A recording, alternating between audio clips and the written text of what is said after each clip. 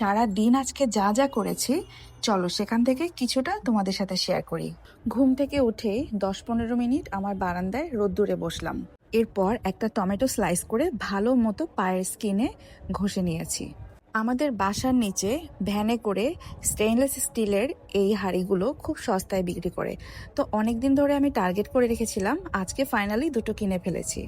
আমার কাছে এরকম আরেকটা আছে, এক একটা হাঁড়ি 450 টাকা করে নিয়েছে। এনিওয়ে, আজকে আমাদের বাসায় একটু চালের রুটি বানানো হচ্ছে, তারপরে আমি রান্নার জন্য প্রিপারেশন নিচ্ছি।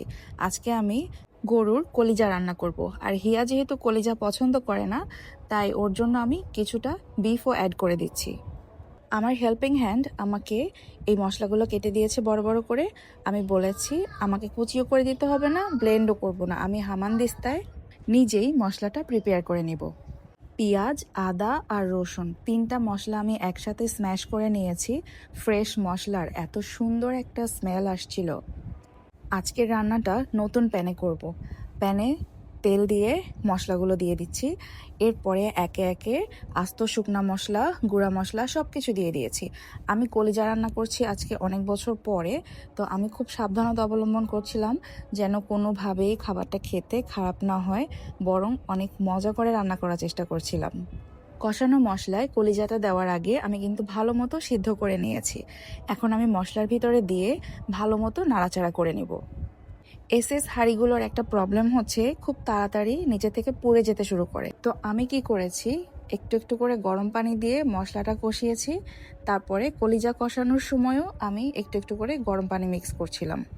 পাশের চুলায় আমি ইজানের জন্য চিপসও ফ্রাই করছিলাম, তোমরা দেখতে পেয়েছো। আর এখন আমি ফাইনালি গরুর মাংস অ্যাড করে ভালো মতো কষিয়ে নিয়েছি। এবার পরিমাণ মতো গরম পানি দিয়ে আমি ঢাকনা বন্ধ করে দিব। সে চুলায় একইভাবে আমি একটা সবজি রান্না করব, মানে মশলা আমি থেতো করে নিয়েছি হামানদিস্তায়। এখানে আবার আদা অ্যাড করিনি, শুধু পেঁয়াজ আর রসুন, সাথে কিছুটা কাঁচা মরিচও ছিল। তারপরে আমি চিংড়ি মাছটা খুব সুন্দর করে হলুদ, মরিচ, ধনিয়ার গুঁড়া দিয়ে ভুনা করেছি। তার মধ্যে আমি অ্যাড করেছি ঝিঙ্গা। চিংড়ি দিয়ে এই সবজিটা খেতে কিন্তু দারুণ মজার হয়। এদিকে বিফ আর কলিজা রান্না করা শেষ।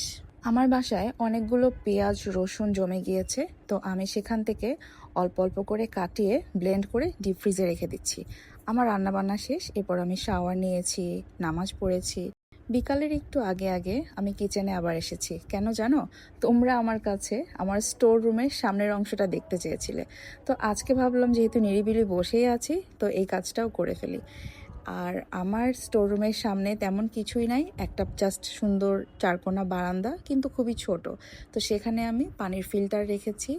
আর বারান্দার গ্রিলে তোমরা দেখতেই পাচ্ছ প্রয়োজনীয় কিছু ক্লিনিংয়ের টাওয়াল রাখা আছে, একটা ঘর মোছার বালতি আছে।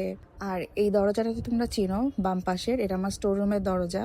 আর পানির ফিল্টারের র্যাকে আমি পেঁয়াজ আর রসুন রেখেছি। এই খোলা জায়গায় এগুলো রাখলে একটু ফ্রেশ থাকে। এবার তোমাদেরকে মজার মজার কিছু খাবার দেখাই। আমার নেইবারের বাসার থেকে আমাদের বাসায় আজকে ইফতার এসেছে। এই জেলো পুডিংটা দেখতে এত সুন্দর হয়েছে, ইনশাআল্লাহ আমি একটু কাট করে তোমাদেরকে দেখিয়ে দিচ্ছি। একটু পরে আমার সিস্টার ইন ল আমার জন্য খুব মজাদার পায়েস রান্না করে পাঠিয়েছে।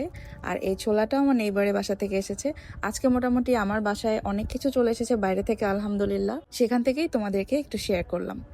আর আমি আজকে ইফতারে ভাত খাবো, কারণ আমার ইফতারে তোমাদেরকে আগেও বলেছি কিছুই খেতে ভালো লাগে না ভাত ছাড়া।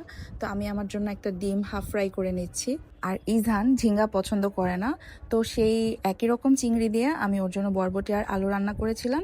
আমি সেখান থেকেও একটু আমার প্লেটে নিয়েছি। আলহামদুলিল্লাহ খুব মজা করে ইফতার শেষ করলাম। তারপরে বেশ কিছুক্ষণ নিজের মতো সময় কাটিয়েছি, একটু বিশ্রাম করে এসেছি চা বানাতে। আজকেই আমাদের বাসায় বিশাল একটা তরমুজ নিয়ে আসা হয়েছে। তরমুজটা এত মিষ্টি, চা বানাতে বানাতে আমি একটু তরমুজ খাচ্ছিলাম। তারপর ভাবলাম চাটা নিয়ে আমার রুমে চলে আসি, একটু আরাম করে বসে মোবাইল স্ক্রল করব আর চাটা খাবো। ইফতারের পর পরই কেন জানি না অনেক ঘুম আসতে থাকে। তোমাদের সাথেও কি এটা হয়? এনিওয়ে, আজকে অনেকদিন পর এই হেড ম্যাসাজারটা বের করলাম। এটা ইউজ করলে কি যে ভালো লাগে। সব শেষে তোমাদেরকে সুন্দর একটা জিনিস দেখাই। রোজা উপলক্ষে আমি আমার প্রিয় রান্নাঘরটা একটু লাইটস দিয়ে সাজিয়েছি। কেমন হয়েছে আমাকে অবশ্যই কমেন্ট করে জানাবে।